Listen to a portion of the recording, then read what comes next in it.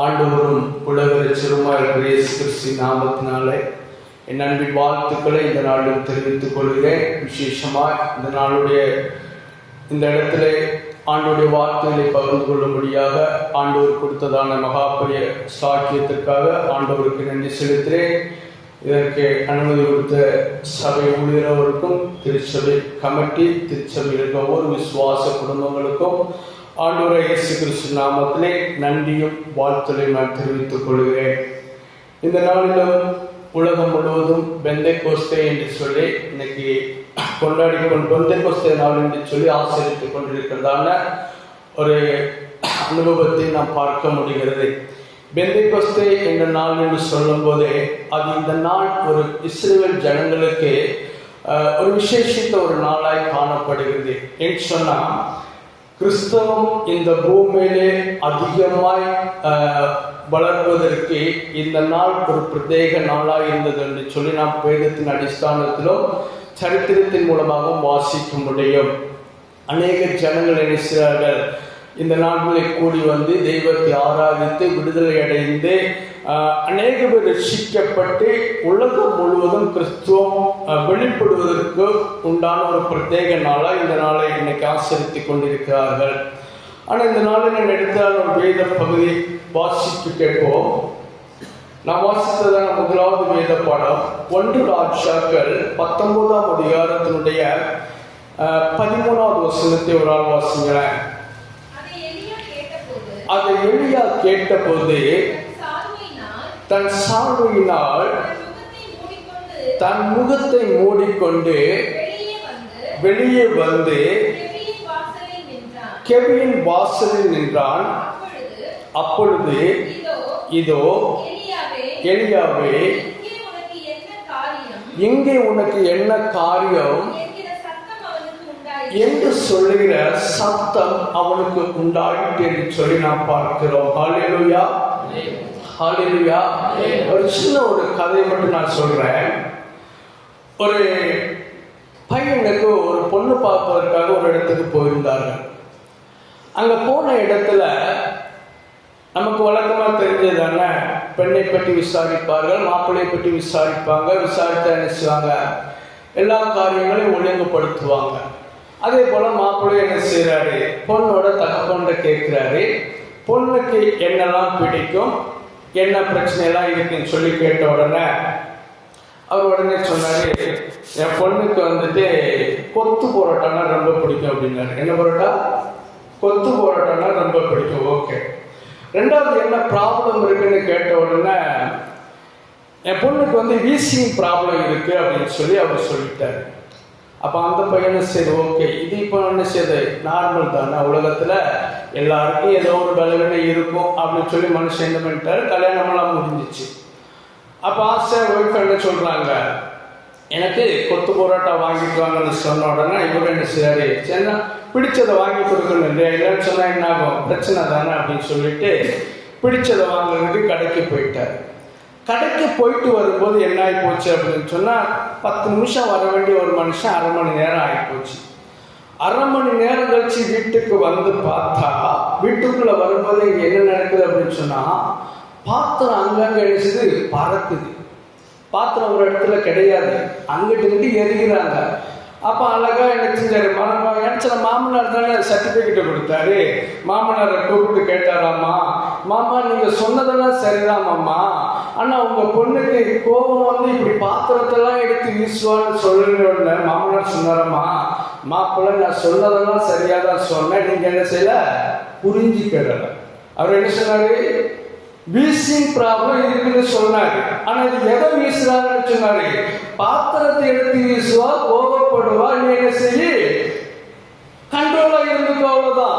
இது எதுக்கு நான் சொல்றேன் அப்படின்னு சொன்னா, இங்க இந்த கதையினுடைய ஒரு சின்ன ஒரு அர்த்தம் என்ன அப்படின்னு சொன்னா, சொல்வதை அன்னைக்கு அந்த மாப்பிள்ளை என்ன செய்யல, புரிந்து கொள்ளாததுனால தான் அங்க பிரச்சனை அப்படின்னு சொல்லி நம்ம பார்க்கிறோம். அதே போலதான் இன்னைக்கு சபைக்குள்ள வருகிற அநேகருடைய வாழ்க்கையிலும் வேதத்தை புரிந்து கொள்ளாததுனால வசனத்தினுடைய ஆழத்தை இன்னைக்கு ஜனங்கள் என்ன செய்யல புரிந்து கொள்ளாததுனால வாழ்க்கையில பிரச்சனைகள் மாறாதபடிக்கு என்ன என்ன செய்யறாங்க, இன்னைக்கும் பிரச்சனை பிரச்சனை பிரச்சனைன்னு சொல்லி இன்னைக்கு நம்ம ஆலயத்துக்குள்ள வந்து உட்கார்ந்து இருக்கிறோம். ஹல்லேலூயா, ஹல்லேலூயா.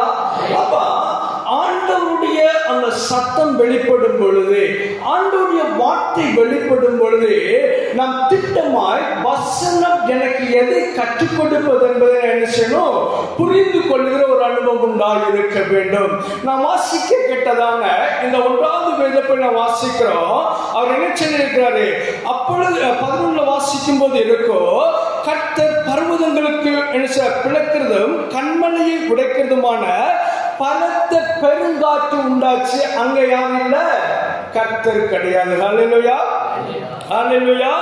அப்போ காற்றுக்கு பின் பூமி அதிர்ச்சி உண்டாச்சு, அங்கேயும் ஆண்டவர் கிடையாது. ஏன் ஆண்டவர் அங்கெல்லாம் இருக்க கிடையாது என்று சொல்லி நாம் வேதத்தின் மூலமாக ஆராய்ந்து பார்ப்போம் என்று சொன்னால், இந்த பூமியில வாழ்ந்த மனிதர்களில் எலியாவை போல வைராக்கியம் உள்ள மனிதன் இந்த பூமியில யாருமே கிடையாது. ஆண்டவருக்காக அப்படிப்பட்ட ஒரு வைராக்கியம் நிறைந்ததான ஒரு மனுஷன்.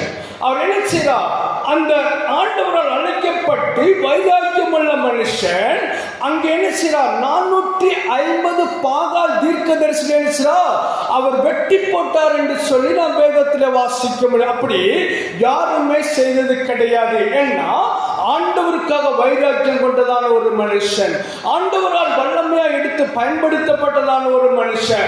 ஆனால் இங்க என்ன நடக்குது அப்படின்னு சொன்னா, இந்த சம்பவம் நடந்ததுக்கு பிற்பாடு அங்க தீர்க்கதரிசி எல்லாரும் கொண்டு போட்டு செய்து எசபேல் என்கிறதான ஒரு ராஜாவுக்கு அங்க தெரிந்தோடு நினைச்சாங்க, இவர்களை அதாவது எலியாவை கொன்று போட வேண்டும் என்று சொல்லுகிற ஒரு தீர்மானம் அங்கே உருவாக்கப்படுவதை நாம் பார்க்க முடிகிறது.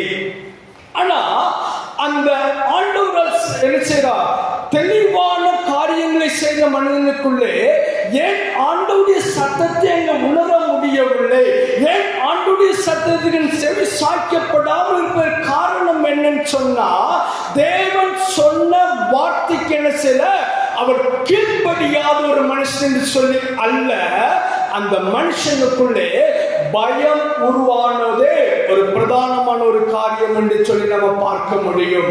இன்னைக்கும் அநேக வாழ்க்கையிலே தேவ சத்தத்தை கேட்க முடியாத ஒரு அனுபவம் இருக்கும். காரணம் என்ன அப்படின்னு சொன்னா, ஏதோ ஒரு விதத்தில் அவங்க என்ன செய்வாங்க, பயத்தின் ஆவுக்குள் பிடிபட்டு இருக்கிற ஒரு அனுபவத்தை பார்க்க முடிகிறது. ஏதோ ஒரு என்ன செய்வாங்க, தன் எதிர்காலத்தை குறித்த பயம் அவங்களுக்குள்ளே இருக்கும், தன்னுடைய பிள்ளைகளை குறித்த பயம் அவங்களுக்குள்ளே இருக்கும். இப்படி பயம் பயம் என்று சொல்லி அநேக காரியங்களுக்குள்ளே பயந்து கொண்டு இருப்பதனால தேவ சத்தத்தை இன்னைக்கு என்ன செய்வது கிடையாது, அநேக பேர் கேட்பது கிடையாது. ஹல்லேலூயா, ஹல்லேலூயா. அப்ப ஆண்டவர் சொல்லியிருக்கார் இல்லையா, நமக்கு பயத்தின் ஆவியை தரவில்லை, அப்பா பிதாவே என்று சொல்லி கூப்பிடுகிற புத்திர சுவிகாரத்தின் ஆவியை ஆண்டவர் தந்திருக்கும் பொழுது, என் தகப்பன் என்னோடு கூட இருக்கும் போது நான் எதற்கு பயப்பட வேண்டும்? இன்னைக்கு பயம் ஒரு மனிதனுடைய வாழ்க்கையிலே அநேக காரியங்களை தடை பண்ணுவதை நாம் பார்க்க முடிகிறது. வாலிபர்களுக்கு என்ன பயம், அவருக்கு படிப்பு முடிச்சாச்சு, வேலைக்கு போகணுமே, குடும்பத்தை பார்க்க வேண்டும் என்று சொல்கிற ஒரு பயம் வாலிபர்களுக்குள்ளே இருக்கும். முதியோர்களுக்குள்ளே எதிர்காலம் எப்படியாய் போகும் என்று சொல்கிற ஒரு கவலை. இப்படி எல்லா மனிதர்களுக்குள்ளோ அநேக கவலைகள் இன்னைக்கு செய்து ஆளுகை செய்து கொண்டிருக்கிறதான ஒரு அனுபவத்தை பார்க்கிறோம். அந்த பயம் இருந்ததுனால தான் இங்க எலியா தீர்க்கதரிசிக்கு என்ன செய்யல, ஆண்டுடைய சத்தம் கேட்கிறான். அதே நேரத்தில் என்ன சொல்றாரு, அவர் அமர்ந்து மெல்லிய சத்தம் உண்டான போது, இங்க பூமி அதிர்ச்சியின் அக்கினி உண்டாயிட்டு, அக்கினியிலும் கர்த்தர் இருக்கவில்லை, அக்கினிக்கு பின் மெல்லிய சத்தம் உண்டான உடனே செய்றா, இது தேவ சத்தம் என்று சொல்லி உணர்ந்து அவர் வெளியே வருகிறதான ஒரு அனுபவத்தை பார்க்க முடிகிறது. இன்னைக்கு தேவ சத்தம் என்ற எச்சரிப்பின் வார்த்தைகள் சபைகளுக்குள்ளே வெளிப்படும் பொழுதோ, ஆவியானவருக்கு சபைகளுக்குள்ளே திட்டமாய் பேசும் பொழுதோ, இன்னைக்கு வார்த்தை தன்னுடைய பாவத்துக்குள் வெளியே வராத எத்தனை மனிதர்களை நாம் பார்க்க முடியும். இன்னைக்கு ஒரு யூடியூப்ல வச்சாங்க, எப்பவுமே யூடியூப்ல ஒரு 5 நிமிஷம் ஒரு செய்தி நான் என்னைக்குமே போடுறது உண்டு. அது இன்னைக்கு நான் என்ன போட்டிருக்கிறேன் அப்படின்னு சொன்னா, நீ நிற்கிற இடம் இது எப்படிப்பட்ட இடம்? பரிசுத்தமான இடம் என்று சொல்லி. அப்ப இந்த பரிசுத்தமான இடத்துக்குள்ளே நான் வரும் பொழுது என் வாழ்க்கை எப்படிப்பட்டவளை இருக்க வேண்டும் என்று சொன்னா, தேவ சத்தம் எங்கே வெளிப்படும்? அவருடைய ஆலயத்துக்குள்ளே வரும்போதுதான் வெளிப்படும். ஒருவேளை செபிக்கிறவர்களுக்கு எங்க வெளிப்படும்? அவர்கள் தனிப்பட்ட முறையில் அவர்கள் செபத்தில் இருக்கும்போது ஆண்டுடைய சத்தம் வெளிப்படும். வேதத்தை வாசிக்கும் போது ஆண்டுடைய சத்தம் வெளிப்படும். ஆனா இன்னைக்கு வேதத்தை எத்தனை குடும்பங்களுக்கு இன்னைக்கு வாசிக்கிறார்கள்? நான் ஒரு வீட்டுக்கு நான் போகும்போது பயங்கரமா என்கிட்ட பேசுவாங்க. போய் செல்ஃப்ல தேடி பார்த்தா பைபிளை காணோம். எங்கடா செல்ஃப் 2 செல்ஃப் தானே இருக்குது, வந்து அங்கதானே இருக்கணும். புக்ஸ் பார்த்தீங்கன்னா படிக்கிற புக்ஸ் இவ்வளவு அடுக்கி வச்சிருக்கிறாங்க. நானும் பைபிளை தேடி தேடி தேடி பார்த்தா எங்க இருக்கு தெரியுமா? அந்த புக்ஸ் இவ்வளவு தூரம் அடுக்கி வச்சிருக்காங்களா, அதுல அடியில இருக்கு. பார்த்துக்கோங்க. ஏன்னு சொன்னா ஞாயிற்றுக்கிழமை தான் இன்னைக்கு என்ன செய்வாங்க, நிறைய பேர் பைபிளை கண்ணுல பார்க்கிற ஒரு அனுபவம் உண்டு. பைபிளை என்னைக்கு பார்க்கறாங்க? ஞாயிற்றுக்கிழமை பார்ப்பாங்க. இன்னைக்கு முடிஞ்சிச்சா, முடிஞ்ச உடனே கொண்டு போய் அந்த செல்ஃப்ல வைக்கிறது தான் அந்த பைபிளை கடை. என்னைக்கு அந்த அடுத்த ஞாயிற்றுக்கிழமை வரும்போது ஆலயத்துக்கு போகும்போது தூசியை தட்டி எடுத்துட்டு நம்ம வந்துடுவோம். அப்ப ஆண்டவருடைய சத்தத்தை நான் எப்படி கேட்க முடியும்? சங்கீதக்காரர் தாவீது சொல்லுவாரே, ஆண்டவரே ஒவ்வொரு நாளும் ஆண்டவரே நான் உங்களுடைய முகத்தை நான் தரிசிப்பேன் என்று சொல்லி. ஆண்டவருடைய முகத்தை நாம் யாராவது தரிசிச்சிருக்கிறோமா? ஆண்டவருடைய முகத்தை தரிசிப்போம் என்று சொல்வது, ஆண்டவர் எல்லாருக்கும் முக தரிசனத்தை கொடுப்பது கிடையாது. மோசேயை குறித்து நாம் பார்க்கும் பொழுது அந்த மோசேயை ஆண்டவருக்கு நல்ல சிநேகிதனாக இருந்தார் என்று சொல்லி நம்ம பார்க்கிறோம். ஆனா மோசேயா முகத்தை பார்க்க வேண்டும் என்று சொன்ன போது கூட முகத்தை அங்கே பிதாவாகிய தேவன் காண்பிக்க கிடையாது. ஆனா சங்கீதக்காரர் என்ன சொல்றார் அப்படின்னு சொன்னா, ஆண்டவரே ஒவ்வொரு நாளும் நினைச்சிற உம்முடைய முகத்தை நான் தரிசிப்பேன். எப்படி நம்ம தரிசிக்க முடியும்? நம்ம எப்படி தரிசிக்க முடியும் ஆண்டவரை? சிம்பிள். ரொம்ப ஆழமான நம்ம நினைச்சோம்னா, ஆண்டவரையோ உங்க முகத்தை பார்க்கணும் நினைச்சோம். நம்ம என்ன செய்யணும்? கடைசி நாள்ல தான் ஆண்டவரை பார்க்க முடியும். அதுக்கடையில பார்க்கறது ரொம்ப கஷ்டம். நிறைய சொல்லுவாங்க, அது அவங்களுடைய தனிப்பட்ட அனுபவங்களா இருக்கலாம். ஆண்டவருடைய முகத்தை நான் தரிசிக்கிறேன் என்று சொன்னால், அதிகாலையில் என்னை தேடுகிற மனிதன் என்னை கண்டடைகிறார், என் முகத்தை அவன் தரிசிக்கிறான் என்று சொன்னால், அதிகாலையில எழுந்து எந்த ஒரு மனிதன் இந்த வேத புத்தகத்தை திறந்து வாசிக்கிறார்களோ, வேத வசனம் தான் அவருடைய முகமாய் நமக்கு என்ன செய்யப்பட்டு கொண்டிருக்கிறது? வெளிப்பட்டு கொண்டிருப்பதை நாம் பார்க்க முடியும். யாரும் ஆண்டவரை தரிசிக்கிற அளவுக்கு நம்ம என்ன கிடையாது, நம்முடைய வாழ்க்கையில பரிசுத்தம் கிடையாது. ஆண்டவரை நான் தரிசிக்க வேண்டும் என்று சொன்னால் பரிசுத்தம் என்று சொல்லுகிற அந்த ஒரு பதம் நம்முடைய வாழ்க்கையில என்ன உண்டாயிருக்க வேண்டும்? அது நிலையான ஒரு அனுபவத்துக்குள்ளாய் உண்டாயிருக்க வேண்டும். பரிசுத்தத்தின் அனுபவம் நமக்குள்ள இருக்க வேண்டும். ஆனால் சிந்தையிலே பாவம் உண்டு, வார்த்தையிலே பாவம் உண்டு, நம்முடைய பார்வையிலே பாவம் உண்டு, செய்கையிலே பாவம் உண்டு, செயல்கள் நடத்த எல்லாவற்றிலும் பாவம் பாவம் என்று சொல்லி இருக்கிறோம் என்று சொன்னால், இந்த பாவமுள்ள மனிதன் எப்படி தெய்வத்தை தரிசிக்க முடியும் என்று சொன்னால், வேதத்தை வாசிக்கும் போது செபிக்கும் போது கர்த்தர் அந்த மனுஷனை பரிசுத்தப்படுத்துவதை நாம் பார்க்க முடிகிறது. ஹல்லேலூயா, ஹல்லேலூயா. வேதத்தினால் ஜெபத்தினால மட்டும்தான் செய்ய முடியும். ஒரு மனுஷன் பரிசுத்தமாக முடியும். நான் ஆலயத்துக்குள்ளே வந்து இருப்பதனாலேயோ, நான் காணிக்கை கொடுப்பதனாலேயோ, நான் கமிட்டியில இருப்பதனாலேயோ, நான் என்ன செஞ்சாலும் நான் பரிசுத்தமாக முடியாது. வேதத்தையும் ஜெபத்தையும் விடாதபடிக்கு எந்த ஒரு மனிதன் தன்னுடைய வாழ்க்கையை உறுதியாக பற்றி கொண்டு ஆண்டவரே வேதமே எனக்கு வெளிச்சம் என்று சொல்லி நடப்பார்களோ, அவருடைய வாழ்க்கையில தான் எனக்கு பரிசுத்தம் உண்டாகும். அவர்களால் மட்டும்தான் தேவனை பார்க்க முடியும். அவர்களால் மட்டும்தான் தேவ சத்தத்தை கேட்கவும் முடியும். ஹல்லேலூயா, ஹல்லேலூயா. வசனத்துல நிறைய நம்ம பார்க்கலாம். பிலிப்பியர் 4:8 வாசிங்களேன். நான் தேவ சத்தம் கேட்பதற்காக பிலிப்பியர் 4:8, 8-9 வாசிச்சிருங்க.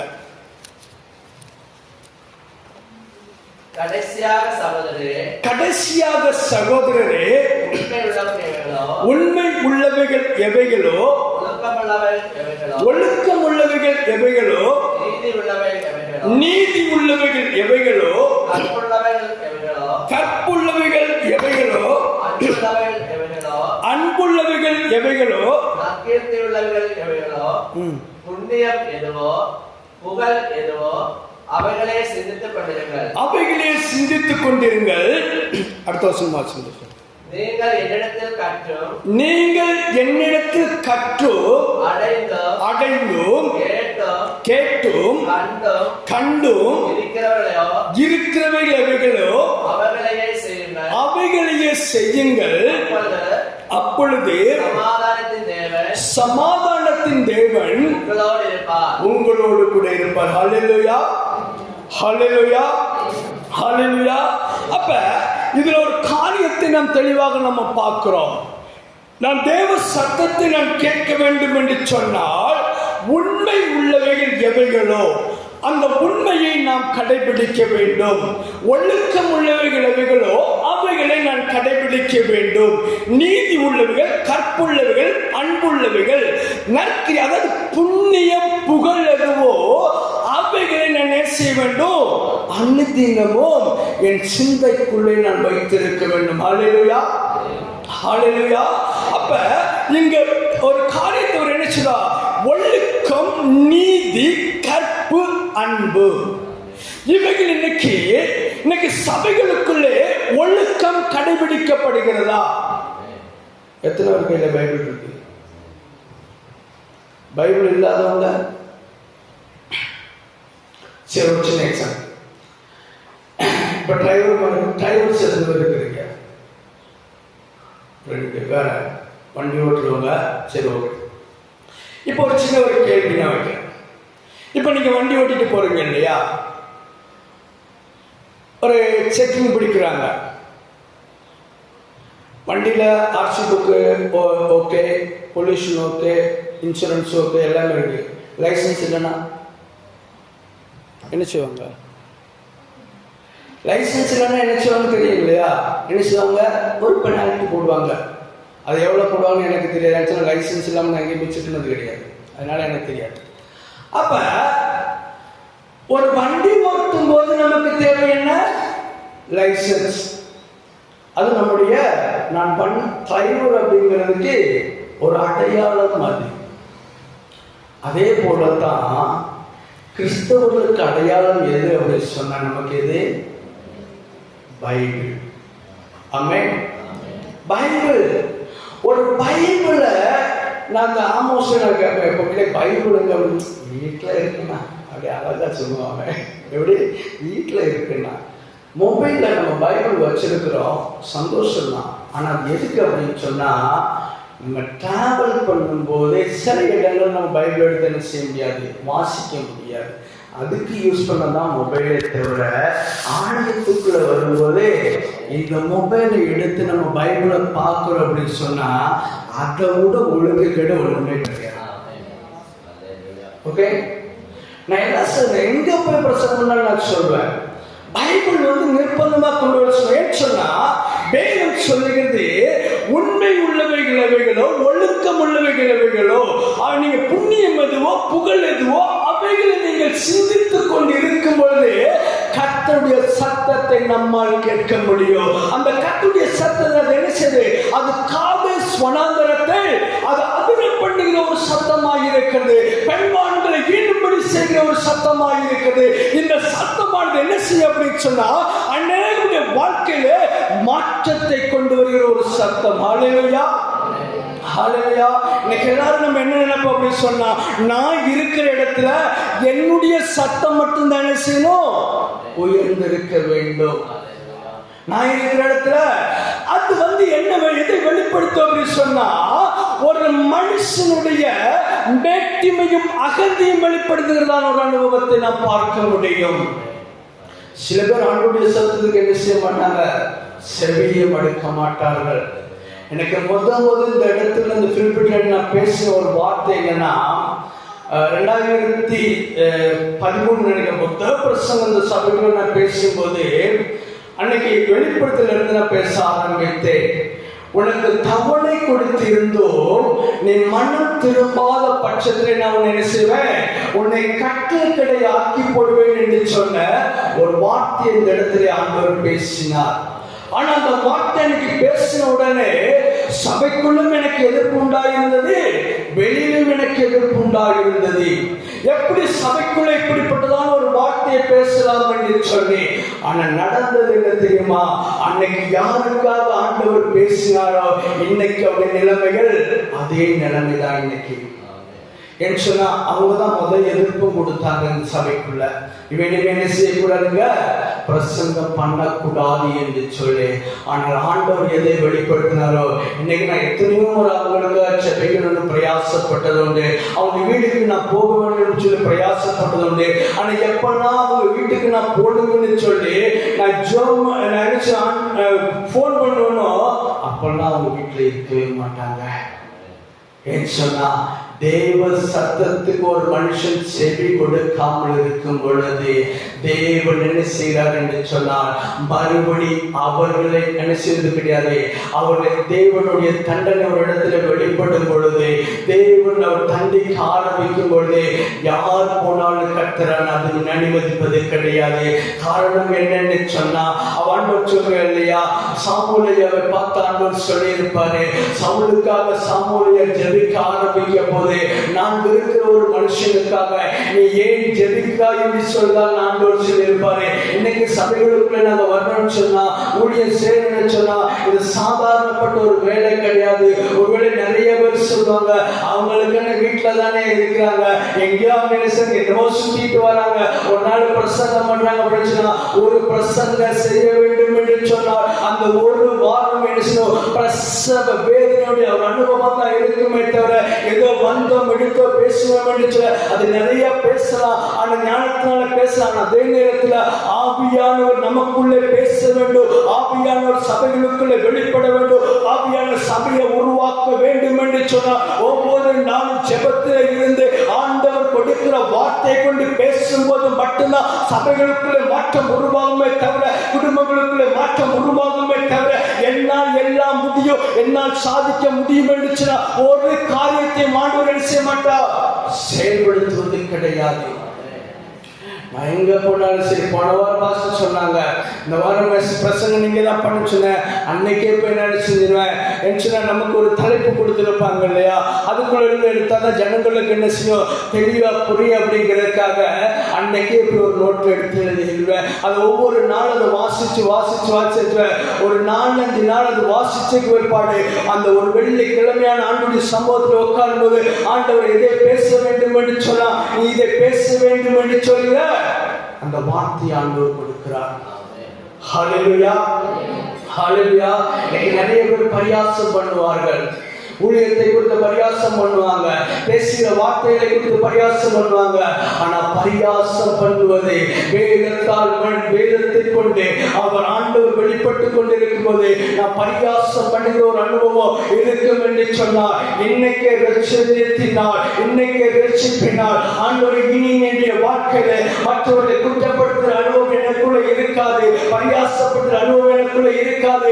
யாரையும் நான் வீண் பண்ணி நான் சுமத்த மாட்டேன், நான் மற்றவரோடு அன்பாக இருப்பேன், மற்றவரை நான் விசாரிப்பேன், தெய்வத்தோடு கூட ஐக்கியப்பட்டு நான் அனுசுவேன். என் விசுவாச குடும்பங்களை இந்த சபையிலே கட்டி எழுப்பதற்காக ஆத்மாதாயம் செய்வேன், பரலோக ராஜ்யத்தை கூட்டி சேர்ப்பதற்காக நானும் சபைக்குள்ள என்ன செய்வேன், அது ஆண்களோ பெண்களோ சிறுகளோ யாராக இருந்தாலும் சரி அந்த ஒப்பு கொடுத்து அனுபவம் உருவாச்சுன்னா உண்மையா ஒப்பு கொடுக்கும் போது இன்னைக்கு சில காரியங்களை யோசித்துக் கொண்டே இருக்கலாம். எதிர்காலத்தில் என்னுடைய வாழ்க்கையில நான் நடக்க என்னுடைய நினைச்சுறேன், எனக்கு சம்பவிக்க போகிற சூழ்நிலைகள் என்ன, ஆண்டவரே இன்னுடைய நன்மைகள் எனக்கு கிடைக்கவில்லை என்று சொல்லி ஒருவேளை நான் எண்ணங்களுக்குள்ள இருக்கலாம். ஆனால் கர்த்தர் வேதத்தின் மூலமா சொல்லுகிறான் ஒரு காரியம் என்ன, இவைகள்லாம் விட்டு என் சிந்தனையில் அந்தகாரப்படாதபடிக்கு கர்த்தர் எனக்கு சொல்லி கொடுத்திருக்கிற நான் கேட்ட போதிக்கப்பட்ட வார்த்தைகளை அதன்படி நான் நடப்பேன் என்று சொல்லுங்க. அந்த தீர்மானம் இன்னைக்கு நம்ம எடுக்கிறோம் என்று சொன்னா, நீங்க எந்த காரியத்தை இந்த நாளில் கேட்டு வந்திருக்கிறீர்களோ அந்த காரியத்தை கர்த்தர் உங்களுக்கு ஜெயமாக மாற்றி தருவார். ஹல்லேலூயா, ஹல்லேலூயா. ஜெயமாக ஆண்டவர் நமக்கு மாற்றி தருகிற கர்த்தர். காதுள்ளவன் கேட்க கடவான் என்று சொல்லி வேதம் சொல்லுகிறது. ஜெயம் கொள்ளுகிறது சகலம் என்று செய்யப்படும் ஜெயமாய் விளங்கும் என்று சொல்லி வேதம் சொல்லுகிறது. இஸ்ரவேல் ஜனங்களை ஆசீர்வதிப்பதுதான் தன்னை நோக்கம் என்று சொல்லி ஆண்டவர் சொன்னார். இஸ்ரவேல் ஜனங்களை ஆண்டவர் ஆசீர்வதித்துக் கொண்டுதான் இருக்கிறார். எகிப்தின் அடிமைத்தனத்துக்குள்ள இருந்த ஜனங்களை அவர் என்ன செய்கிறார்? பார்வோனுக்கு அடிமையாக இருந்து தன்னுடைய எல்லா உழைப்பையும் விட்டவர்கள் பிரயாசப்பட்டு வேதனைப்பட்டுக் கொண்டிருக்கும் போது எங்களை பாதுகாப்பதற்காக, எங்களை விடுவிப்பதற்காக ஒரு யெகோவா தேவன் வரமாட்டாரா என்று சொல்லி அந்த ஜனங்கள் கண்ணீர் விட்டு கூக்குரலிட்டு இருக்கும் போது ஆண்டவருடைய சத்தத்தை கேட்டேன். அங்கே அவர்களுக்கு மோசேயை தீர்க்கதரிசியை கொண்டு ஒரு விடுதலையை கட்டளையிட்டார் என்று சொல்லி நம்ம பார்க்கிறோம். 40 நாள் போக வேண்டிய இடம், பாலும் தேனும் ஓடுகிறதான அந்த கானான் தேசத்துக்குள்ள எத்தனை நாள்ல போவாங்க? வெறும் 40 நாட்கள்ல போக வேண்டிய இடத்துக்குள்ளே அவர் 40 வருஷம் சுற்றி திரிந்தார் என்று சொல்லி பார்க்கிறோம்.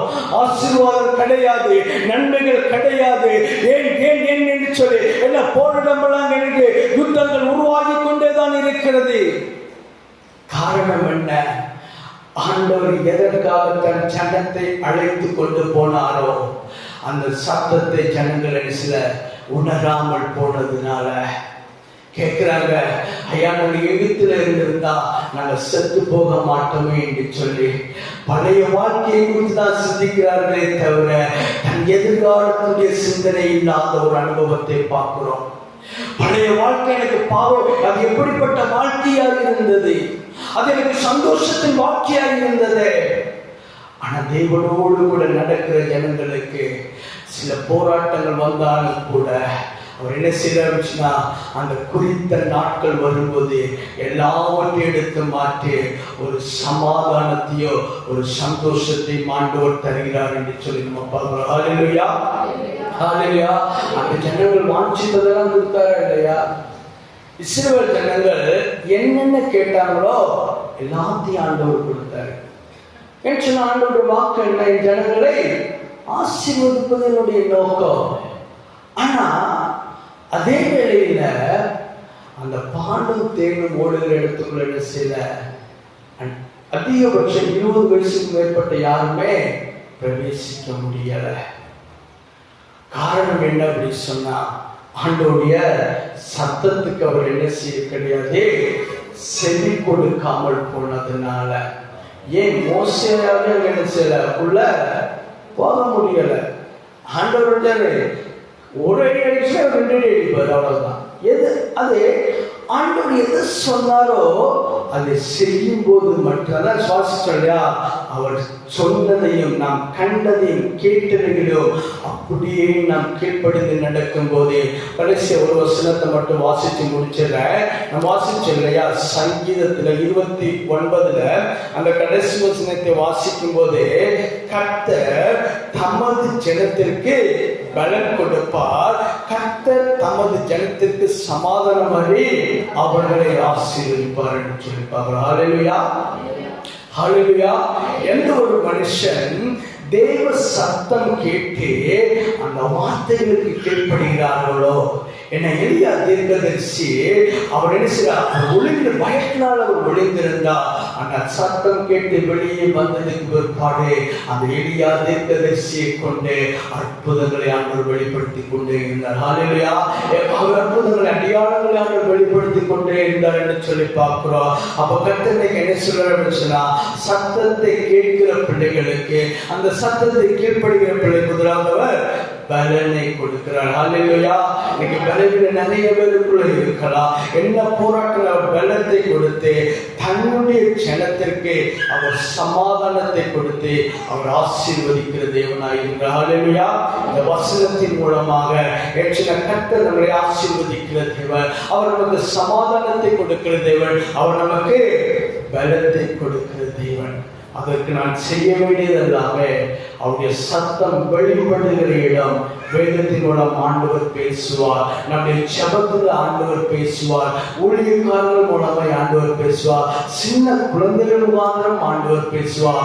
யாரோடு கூட இருந்த ஆண்டவர் நம்மோடு பேசினாலும் சரி, அந்த பேசின வார்த்தைகளுக்கு நாம் கீழ்ப்படிவோம், செவிசாய்ப்போம். கர்த்தர் நிச்சயமா நாம் வாசித்த இந்த 29ஆம் அதிகாரத்தினுடைய அந்த 11ஆவது வசனத்தை கர்த்தருடைய வாழ்க்கையிலே ஆம் என்றும் ஆமென் என்றும் அப்படியே நிறைவேற்றுவாராக. ஒரு நிமிஷம் கண்களை மூடி செபிப்போம்.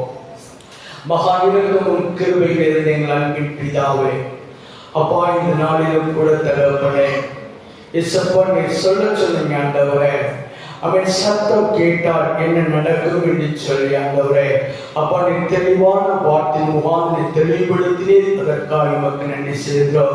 அப்பா, பேசின வார்த்தையில் ஆண்டவரே, அடியனும் அடியார்களும் ஆண்டவரே, அப்பா, உம்முடைய சத்தம் கேட்டு அந்த சத்தத்தில் கீழ்ப்படிந்த ஆண்டவரே, உம்முடைய பலத்தை நாங்கள் பெற்றுக்கொண்டு உம்முடைய சமாதானத்தினால் நாங்கள் ஆசீர்வதிக்கப்படுவோம் என்று சொல்லுங்க அந்த வேத வசனத்தின் அடிஸ்தானத்தில் அப்போ ஒவ்வொரு பிள்ளைகளையும் ஆண்டவரே கர்த்தர் நீங்க நடத்தும்படியாக செபிக்கிறோம். இந்த வார்த்தைகள் 30, 60, 100 மேனியா உடைய பிள்ளைகளுடைய வாழ்க்கையில பலன் தருகிற அனுபவத்தை கொடுங்க.